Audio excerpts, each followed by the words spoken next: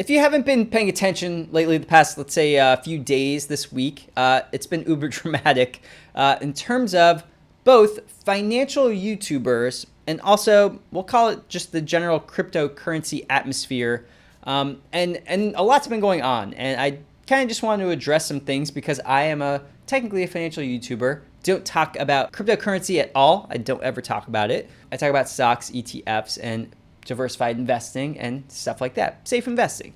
And that's one of the reasons I wanted to talk about what's going on with this FTX thing and the people who have been promoting it. And I did post something on my YouTube channel just recently. I posted this 7 hours ago, but I did it at 3 a.m. Eastern Standard Time. So I don't know, I usually get like 150 votes on my polls, 150, 200. We're at 40. So I don't know, this is a bit of a cross section so far of people. And so I said, in regards to the FTX bankruptcy, what are your thoughts on financial YouTubers like Andrei Jikh, me, Kevin, promoting FTX? And then I put, financial YouTubers are immoral for promoting FTX. 38% of you thought that they're immoral. And then 43% of you said financial YouTubers were taken advantage of by FTX. Actually, a little shocked about the results, honestly. I didn't think that you were going to go in favor of the YouTubers. So I wanted to talk about today my thoughts on this whole thing. Okay, let's do a little brief overview. You may not, be following the news about what's going on about this whole madness of FTX and Sam Bankman-Fried. So FTX is a cryptocurrency platform that you can buy cryptocurrency on. FTX and is owned by Sam Bankman-Fried, this gentleman right here. People were calling him the Warren Buffett of crypto. He was the guy who went in and saved Voyager and different platforms a few months ago when things were, going to hell, basically. And he was kind of like the savior of crypto at the time. And he also is the CEO, I believe, of Alameda Research. I don't know if that's his title, but Alameda Research is his. They're also a crypto trading firm. And so essentially what happened is he commingled assets with Alameda and FTX and did a bunch of stuff he wasn't supposed to do, and it blew up. This article from CBS News, you can see customers of bankrupt FTX may never get their crypto back, experts say. And here's the CNBC article that says Sam Bankman-Fried steps down as FTX CEO as his crypto exchange files for bankruptcy. And then over here we have the FTX indicates it has more than 100,000 creditors, assets in the range of 10 billion to 50 billion, and liabilities in the range of 10 billion to 50 billion. And, if we compare this to Lehman Brothers, so this is kind of something that's been going around Twitter and stuff like that. So Lehman Brothers was 600 billion in assets, and Enron was 60 billion in assets, okay? So just to show you the sheer size of these companies, obviously, FTX is not big. 10 to 50 billion, not even as big as Enron, not as big as Lehman. But here's why that doesn't even freaking matter, okay? Sorry, I don't want to get animated here, but in Enron, you lost your stock, and that was bad, of course. But you didn't have your holdings of your money at Enron. And at Lehman, you got your money back, right? So you didn't lose all your money. You got your deposits back, right? You didn't have much exposure and problems in terms of Lehman like you do here. Because if you have money in this place, if you have crypto here, you're likely, honestly, and I'm sorry if you do have it there, you're probably not going to get your money back. And it's really sad, and it's really, it's kind of frightening that things can happen like this. And I really wanted to talk about this in this video because, it's kind of shocking. And we all know that it can happen because we've seen things happening with like Voyager over the summer. And like this all brings me to Millennial Money and the guys over there. So of course you got Meet Kevin, you have Andrei Jikh, you have Jeremy from Financial Education, you got Graham Stephan. And the thing with these guys, honestly, I got to give Graham Stephan tons of credit because he did an apology video and he honestly took responsibility, I think, for promoting FTX. And it's not like, at the end of the day, I do not think that he or any of these guys really were malicious about what they were doing. I don't think that their intent was to, one day FTX is going to go out of business and we don't care because we're getting so much money. But I do think there is an issue with what they did after this whole thing happened. And Graham Stephan's the only one, honestly, it seems like, out of these guys that really, I feel like, cares about the people who watch his videos. The other guys don't seem to really care that much.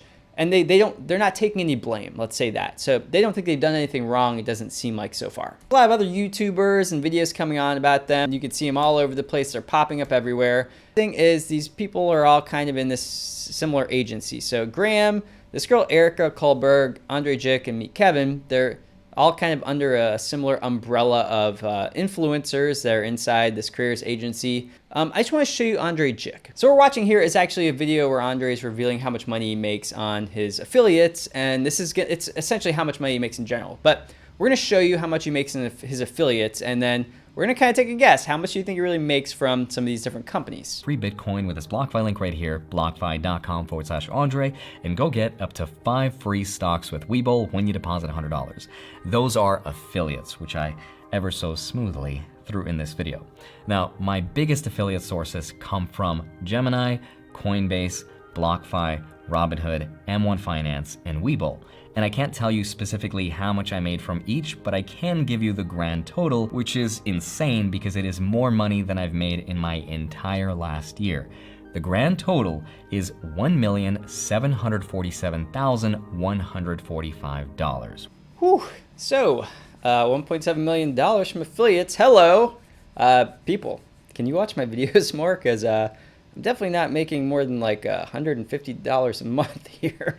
That's not from affiliates. That's just from ad revenue. I'm making like no money from affiliates. And what I want to tell you here is, if we go back and we show you what the different affiliates that he's talking about in this video, I got to guarantee you, because I have M1 Finance and I have Robinhood, and I know how much money you get paid when you refer someone, and the most I've ever been paid was $30 for M1 Finance when they were giving a promo.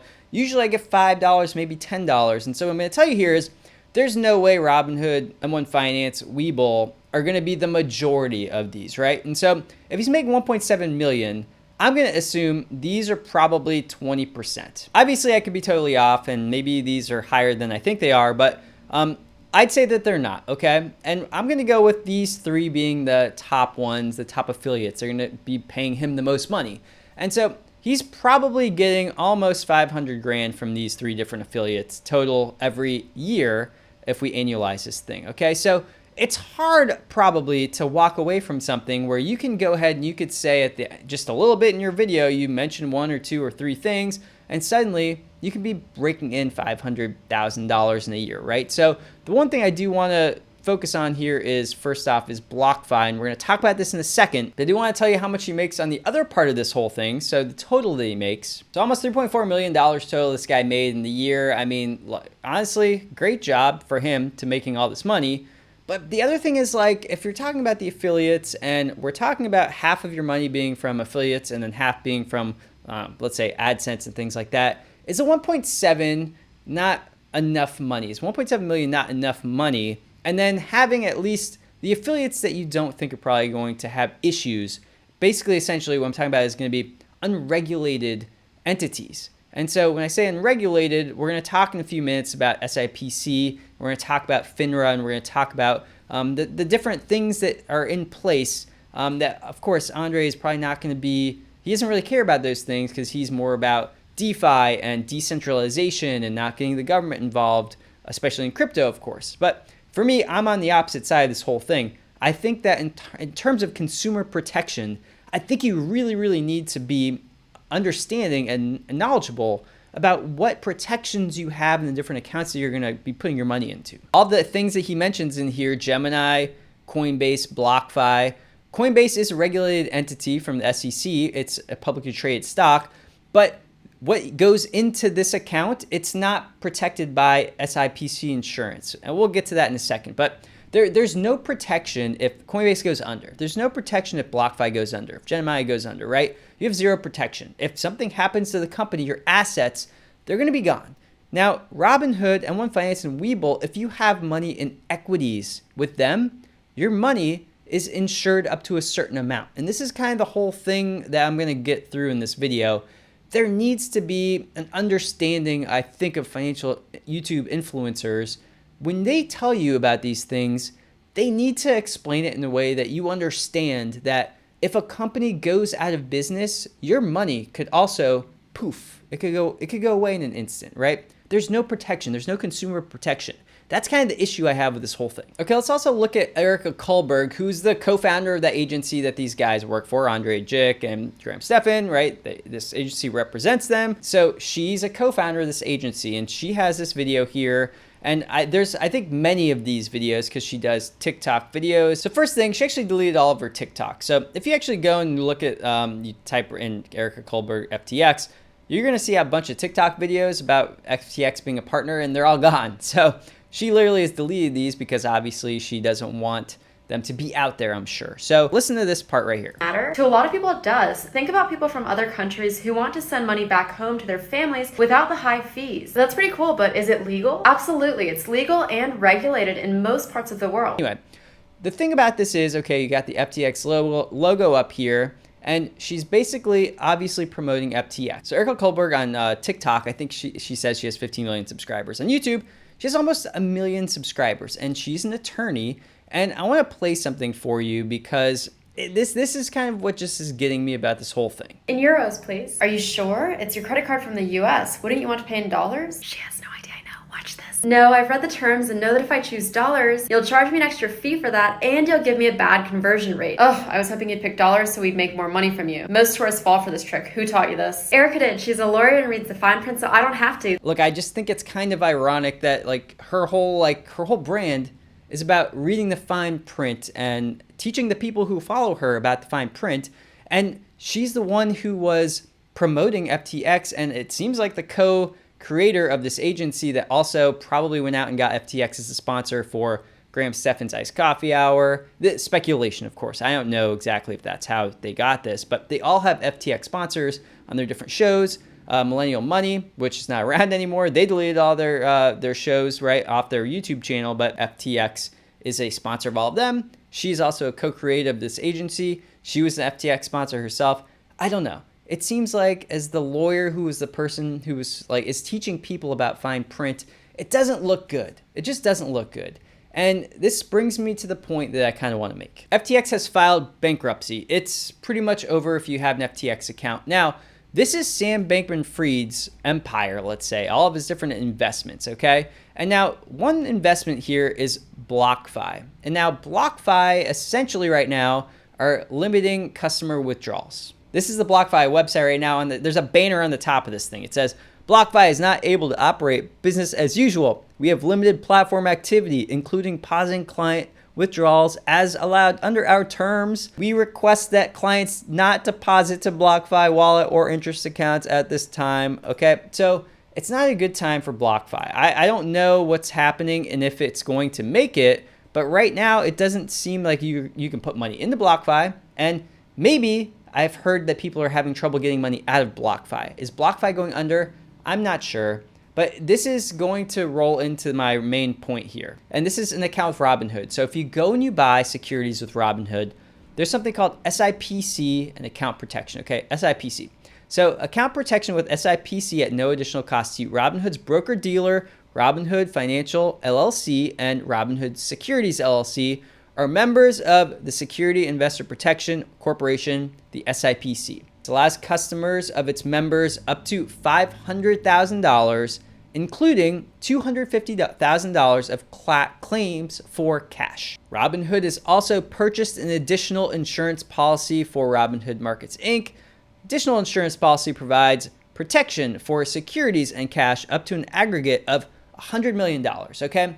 If something like this happens to Robinhood, your securities in Robinhood, by the way, not your crypto, if something like this happens in your securities, your stocks, your ETFs, if you have bond funds, whatever you have in there, those securities has SIPC protection. Your crypto does not. It doesn't have it, okay? And BlockFi is only crypto. It does not have protections like this because, and think about it, regulatory wise, people who are in the crypto space, they want decentralization. They don't want government entities having a play in this, right? And I don't agree with that. Under the fine print for Robinhood right here, cryptocurrencies held in RHC accounts are not covered by FDIC or SIPC protections, are not regulated by FINRA.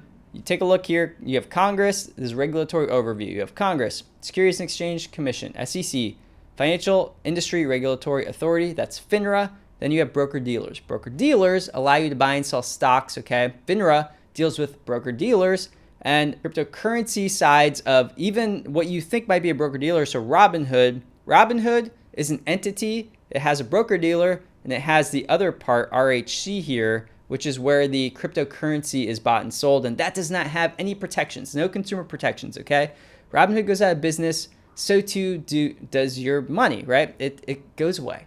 It's poof, it's gone. And so I think I might need to do now going forward is be more assertive about what's going on in the space, and so that you understand what you need to watch out for if you're investing. And so if you're investing, I'm talking about ETFs, for example, and I'm showing you my Jack of all trades portfolio and how money flows into my portfolio. And this is how it goes in. And 35% of my money goes into stocks. 25% goes into this strategy, which invests in stocks. 25% goes into this strategy, which invests only in ETFs. 10% into this strategy, which is either going to be stocks or ETFs. And then 5% just in cash. All of these, they go into a Charles Schwab, inside Charles Schwab, which has SIPC insurance. It's a FINRA regulated entity. Robinhood, but not the crypto side of Robinhood. I'm only investing within the broker-dealer side of the Robinhood, which has SIPC insurance, FDIC, oversight, and then we have M1 Finance, same deal. I'm not investing in crypto with M1 Finance. I'm investing in stocks with a broker-dealer and SIPC insurance, FINRA oversight. So, and at the end of the day, I guess the last thing I want to make sure that I mention, I just wish that they apologized. I wish that they took accountability for what's happened to the people that watch their videos, okay? That's, at the end of the day, that's really the most thing I care about. Accountability. Just make sure that you apologize to your viewers. Tell them that you're going to do better, how you're going to do better, why you're going to do better, and tell them about protections like this, and tell them that they should be investing in places that have protections. And if not, make sure that every time you mention these things that they don't have these protections. I don't know. That's the way I think that they should go about doing it. But that's my 2 cents. Anyway, hit that like button and subscribe if you like this video. And I got a disclaimer here. See you next time.